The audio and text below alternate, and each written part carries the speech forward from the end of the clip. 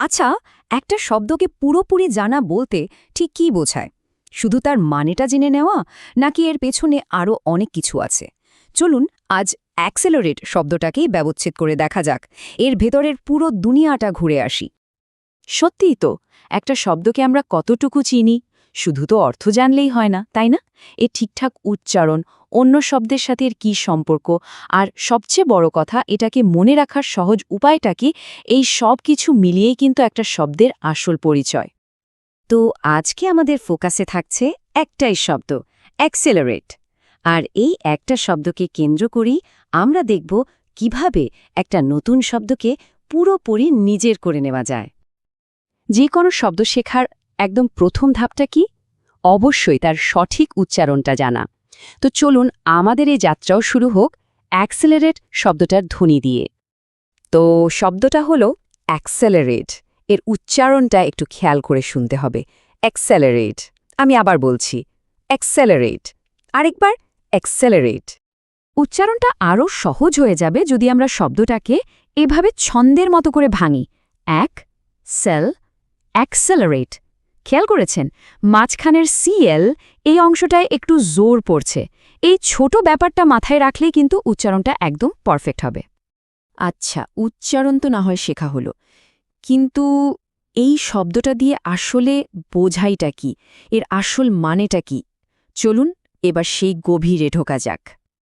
গ্রামারের দিক থেকে যদি দেখি, তাহলে অ্যাক্সেলারেট হলো একটা ভার্ব, মানে এটা দিয়ে কোনো কাজ করা বা হওয়া বোঝায়।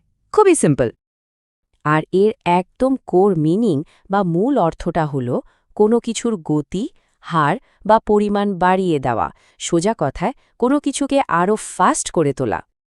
একটা শব্দকে ভালোভাবে চেনার আরেকটা দারুণ উপায় হলো তার আশেপাশের শব্দগুলোকে চেনা।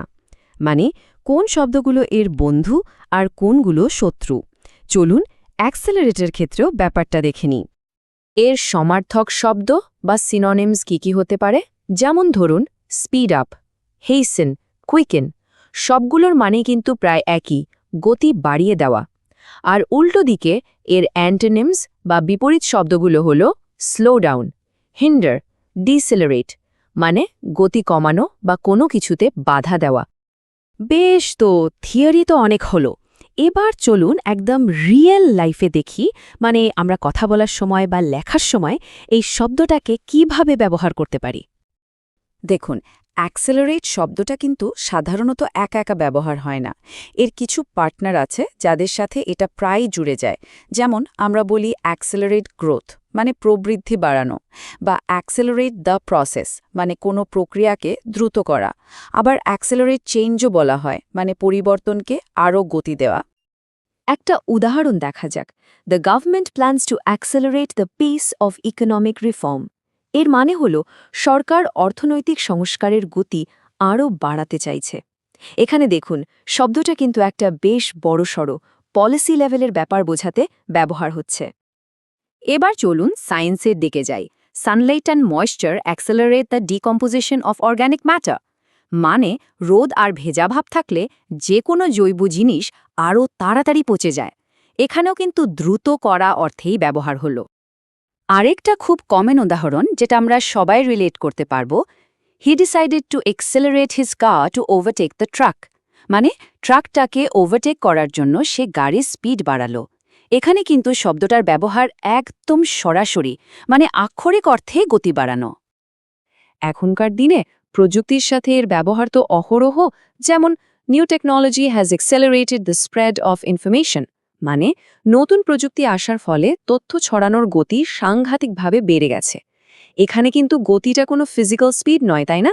এটা একটা অ্যাবস্ট্র্যাক্ট ধারণা। এমনকি আমাদের নিজেদের শরীরের ক্ষেত্রেও এটা সত্যি। Anxiety can accelerate a persons heart rate. মানে যখন টেনশন হয় তখন হার্টবিট বেড়ে যায়। তাহলে ভাবুন একবার, অর্থনীতি থেকে শুরু করে আমাদের শরীর পর্যন্ত কত বিচিত্র জায়গায় এই একটা শব্দ ব্যবহার হচ্ছে। তো এত কিছু তো জানা গেল, কিন্তু আসল চ্যালেঞ্জটা তো অন্য জায়গায়, এই সব কিছু মনে রাখা। চলুন এবার একটা সিম্পল ট্রিক দেখা যাক, যেটা দিয়ে অ্যাক্সেলারেট শব্দটা আমাদের মেমোরিতে একদম পার্মানেন্টলি গেঁথে যাবে। ট্রিকটা কিন্তু দারুণ সোজা। অ্যাক্সেলারেট শব্দটার মাঝের সেল অংশটা খেয়াল করুন। এ সেলারেট। এবার ভাবুন তো গাড়ির অ্যাক্সেলারেটর পেডালের কথা। কানেকশনটা ধরতে পারছেন? গাড়ির স্পিড অ্যাক্সেলারেট করতে হলে অ্যাক্সেলারেটর পেডাল চাপতে হয়। Press the accelerator to accelerate. কি সহজ না? তাহলে পুরো ব্যাপারটা একবার গুছিয়ে নেওয়া যাক। আমরা শুরু করেছিলাম একটা শব্দের সাউন্ড বা ধ্বনি দিয়ে, তারপর জানলাম তার মানে কি, বাস্তবে কিভাবে ব্যবহার হয়, আর সবশেষে শিখলাম সেটাকে মনে রাখার একটা দারুণ উপায়। একটা শব্দকে ট্রুলি জানার জন্য কিন্তু এই পুরো পথটা হাঁটা খুব জরুরি। আসলে প্রত্যেকটা শব্দই তো নিজের মধ্যে একটা ছোট্টখাটো জগৎ, তাই না? আজকে আমরা অ্যাক্সেলারেটের জগৎটা ঘুরে দেখলাম।